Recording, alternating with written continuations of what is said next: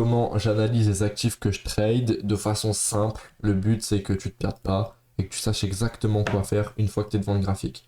Donc là, on est sur une situation où j'ai pris un trade de 5 de RR ce matin parce que maintenant j'ai implémenté la session de Londres dans ma stratégie et je trade l'après-midi et le matin parce que j'ai du temps et j'ai arrêté les cours justement par rapport à ça. Donc un truc qui est super intéressant qu'on est en train de voir, donc là on est en M30, c'est que aujourd'hui on a été prendre la session asiatique. Donc la session asiatique, c'est en gros un range qui se crée de minuit à euh, 8 heures. Donc là, mon graphique, enfin, l'indicateur est mal mis, mais en gros, c'est de minuit à 8 heures. Et on voit qu'on a été chercher cette prise de liquidité. On a plutôt bien rejeté. Donc, vous voyez, on est complètement reparti à la baisse une fois qu'on a été chercher cette prise de liquidité. Et on a été chercher le plus bas. Donc, comme par magie, on a été chercher le haut et ensuite le plus bas. Donc, moi, j'ai pris ce mouvement et j'ai fait 5,58%, donc 5,5 de RR ici, dans tout ce mouvement-là. Ok. Maintenant, un truc qui est super intéressant et qui est en train de se passer actuellement, c'est que vous voyez, c'est exactement ce qu'on a fait hier. Hier, vers 8h30, 9h, on a été chercher le plus haut de la session asiatique.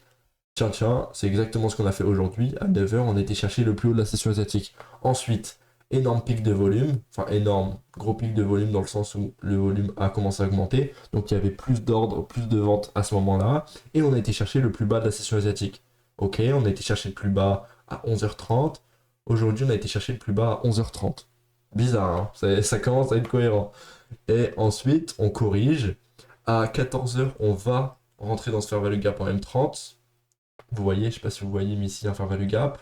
On rejette et on va re-aller chercher cette prise de liquidité à 15h. Donc pile quand le marché US ouvre. Et donc là, le setup qui pourrait être intéressant comme on trade de 14h à 16h30, ça serait d'attendre qu'on retourne dans ce fair value gap ici. Donc en gros, fair value gap, je le rappelle, mais c'est le plus bas de la première bougie accompagné du plus... Non, ouais, le plus bas de la première bougie accompagné du plus haut de la troisième bougie. Et en gros, c'est l'écart que vous voyez là. Ça s'appelle une zone d'imbalance. Zone d'imbalance qui veut dire zone de déséquilibre que le marché adore aller compléter. Donc en général, le prix rebondit plutôt bien. Vous voyez, ici, on en a un. Donc là, c'est un fair value gap haussier. Le plus haut de la première bougie avec le plus bas de la troisième bougie, c'est un gap. Et le marché a fait quoi? Il est reparti dans cette zone et il est reparti à la hausse, comme par magie. Évidemment, il y a des fair value gap qui sont invalidés, comme par exemple celui-là, il n'a pas fonctionné. Et ça s'appelle dans ce cas-là un inverted fair value gap. Ça veut dire que comme il n'a pas été validé la première fois, il va être validé comme support pour la deuxième fois. Vous voyez que on a plutôt mal réagi ici. Donc on est parti bien réagir une fois qu'on a rebondi sur l'inverted fair value gap. Pardon. Donc bref, c'est pas le sujet. Mais en gros, la zone intéressante, c'est pour ça que j'ai mis une alerte ici, ça serait une fois qu'on est 14h, on aille chercher cette liquidité ici, on attend notre estime modèle en M3, mais en gros, une fois que moi je prends ma prise de liquidité, je vais pas juste mettre un short ou juste mettre un long bêtement parce que je vais juste risquer de me faire stop loss. Donc, une fois qu'on a notre prise de liquidité, on va en M3, vous voyez, donc chaque bougie c'est 3 minutes. Et par exemple, en l'occurrence, nous, c'est comme si là on avait notre fair value gap en M30, ok. Et qu'une fois qu'on a fait notre prise de liquidité en M30 dedans, donc alors je vais tracer un trait ici, et ben ça donnerait ça. On va faire notre prise de liquidité, on va aller chercher ce plus bas et on va aller chercher de nouveau plus bas. Donc vous voyez que avant d'aller chercher ce fair value gap, on était complètement haussier. Donc c'est comme si ici on avait une tendance qui était plutôt haussière. Tac, on va aller chercher notre plus haut.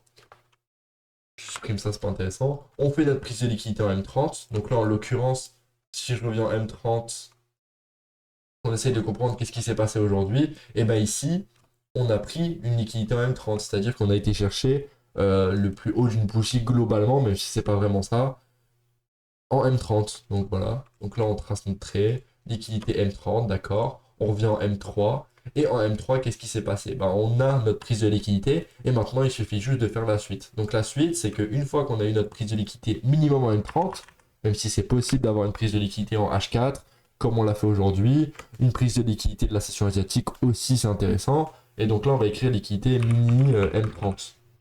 Mais ça peut très bien être une liquidité en H4. Une fois que vous avez ça, vous allez déterminer votre dernier plus bas. Ok, notre dernier plus bas, il est où? Il est juste ici, du dernier mouvement, hein. Je précise dernier mouvement parce que vous avez tendance, enfin, je dis vous, mais les gens que j'accompagne, ils ont tendance à se perdre et ne jamais choisir le bon plus bas. Ok? Donc là, qu'est-ce qui se passe? On est en M3, on a une autre prise de liquidité ici, vous voyez? Donc prise de liquidité de la saisonnalité plus prise de liquidité en H4. Et on va déterminer notre dernier plus bas après la prise de liquidité. Ok, prise de liquidité, elle s'est faite à 9h12. Le dernier plus bas qu'on a fait avant 9h12, pardon, c'est celui-là. Donc on va tout simplement prendre ça, entourer notre dernier plus bas. Ok, il est ici. Maintenant qu'on a notre dernier plus bas, eh ben on a juste à faire la suite. La suite, c'est d'attendre une clôture claire en dessous de ce dernier. Donc ici, on a notre dernier plus bas. Si on clôture en dessous, on appellera ça un choche. Choche, c'est changement of structure.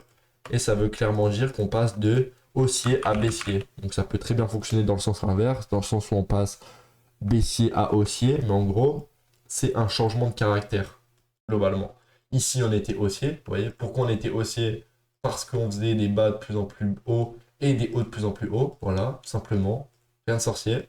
Et dès qu'on a choche, donc dès qu'on a clôturé en dessous du dernier plus bas, juste ici, vous voyez, on a clairement clôturé en dessous de notre dernier plus bas, pardon, et ben, c'est considéré comme un choche. Donc là, on a la confirmation qu'on repart à la baisse. Donc c'est plutôt cool après une prise de liquidité, parce que du coup, ça confirme que c'est bel et bien une prise de liquidité et qu'on n'est pas juste allé chercher des plus hauts bêtement en continuant. Donc une fois qu'on a notre choche, on va tout simplement prendre position, mais on va pas prendre position n'importe où, on va prendre position sur des POI. POI, c'est quoi? C'est exactement ce que je vous ai parlé précédemment, pardon. C'est les FVG, les order blocks, les fair value gap, etc., etc. Donc ici, c'est comme si on avait un rectangle et qu'on appelait ça un POI. Donc POI. Donc on place notre trail là-dessus et on va aller cover notre dernier plus haut ou notre dernier plus bas pour aller chercher minimum 2 de RR. Vous voyez, 2 de RR, c'est ultra important. Si vous avez un setup à 1,8, à 1,7, 1,9, vous ne prenez pas parce que c'est pas assez intéressant en termes de risk management. Il faut toujours que ce soit intéressant long terme. Parce que si vous perdez un trade, mais que le prochain vous le gagnez, mais que vous avez gagné que 1,5%, bah, c'est pas intéressant parce que par rapport à la perte et le risque que vous avez pris, et ben en fait le gain que vous avez fait, bah, il est minime mais ça sert littéralement à rien en fait. Donc minimum 2 de RR. Vous voyez ici, ratio risque-récompense, vous prenez minimum des trades qui ont 2. Ça voudrait dire que si vous avez risqué sur ce trade 100$, il faut que minimum vous gagnez 200$ sur ce trade. Ok. Donc on cover le dernier plus haut, toujours, pour éviter de se faire stop loss bêtement, parce que le stop loss est aussi intéressant. Et c'est même le truc le plus important, pardon.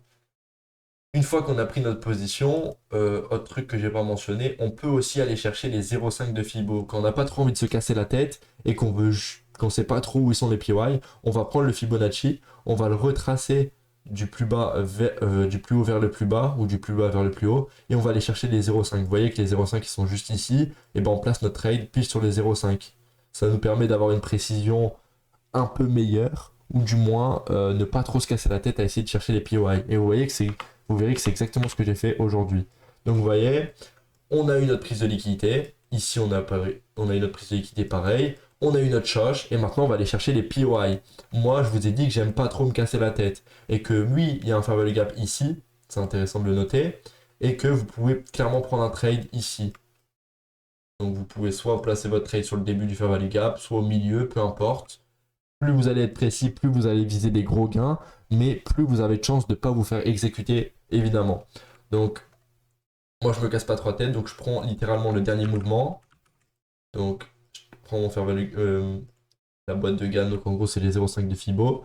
Je prends le plus haut jusqu'au plus bas et je mets mon trade pile sur les 0,5, vous voyez. Donc, je mets mon short sur les 0,5. Je vais cover mon dernier plus haut, donc ça peut être ici. Moi, j'ai pris ici. Pourquoi? Et c'est volontaire. C'est parce que on a fait une prise de liquidité d'après moi et qu'il y avait très peu de chances qu'on aille rechercher ce plus haut. Donc, au lieu de simplement avoir le double de risque et de me dire ok, je perds 50$ sur ce trade, je préfère perdre 50$ si on atteint ce prix-là. Parce que pour moi, si le marché va aller chercher ce prix-là, c'est qu'il a envie de repartir à la hausse. Donc, je me suis permis de faire ça. Et ensuite, j'ai été chercher quoi? Bêtement, le plus bas de la session asiatique. Vous voyez. Et ça fait 5,7 de RR. Donc si vous avez risqué, je sais pas, j'ai une connerie, 200$, bah vous faites 200$ fois 5,7 et ça vous fait 1140$. Donc là, c'est un nœud complètement haussier. Ce genre de trade, vous le prenez pas tous les jours. Faut être réaliste, je suis pas magicien, c'est juste que j'avais une bonne opportunité, donc je me suis permis de la prendre. Mais j'aurais pu très bien prendre 2 de RR, me limiter, je sais pas, à 7 prises de liquidité juste ici. Mais moi, comme je sais qu'hier il s'est passé ça, et que dans la plupart du temps, dans la session de Londres, il se passe ça, c'est-à-dire on va aller chercher le plus haut, et ensuite on va aller chercher le plus bas, et ben je me suis permis d'aller chercher le plus bas. Ça, c'est pile le genre de trade que j'aurais pu mettre dans mon groupe WhatsApp. Vous voyez ici, j'ai un groupe WhatsApp où j'envoie mes trades, les gens posent des questions, etc. etc. Et bah, si ça vous intéresse, d'ailleurs, j'ai mis le lien directement en bio, en description, pardon. Vous voyez qu'ici, on rentre dans le fair value gap que j'ai dit, j'ai reçu mon alerte, vous voyez, et c'est peut-être le scénario qu'on a fait hier, dans le sens où on a été chercher le plus haut, le plus bas, on retrace dans le fair value gap en M30 et on va aller rechercher ce plus bas. Pour l'instant, il est 13h30, donc on ne trade pas, mais c'est quelque chose qu'il faut savoir. Sur ce, je vous souhaite une bonne journée et un bon trading à vous.